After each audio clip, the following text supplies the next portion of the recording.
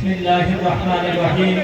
ইসলামী সমাজ কল্যাণ কর্তৃক আয়োজিত আজকের এই তাফসীর মাহফিলের সম্মানিত প্রধান মুফাসসির মুফতি আমির হামজা, প্রধান অতিথি, বিশেষ অতিথিবৃন্দ, সংগ্রামী জনতা, আসসালামু আলাইকুম ওয়া রাহমাতুল্লাহি ওয়া বারাকাতুহু।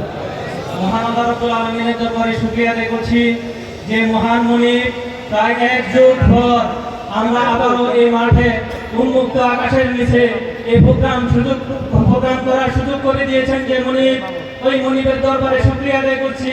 আলহামদুলিল্লাহ, রব্বানা লাকাল হামদ হামদান কাসীরান তাইয়িবান মুবারাকান ফীহি, ইয়া রাব্বি লাকাল হামদু কামা ইয়ানবাগি লিজালালি ওয়াজহিকা ওয়া আযীমি সুলতানিকা। সম্মানিত উপস্থিতি, আমাদের প্রধান মুফাসসির ইতিমধ্যে আমাদের স্টেজে এসে পৌঁছেছেন। আমি আমার বক্তব্য দীর্ঘায়িত করব না। আপনারা যে যেখান থেকে এই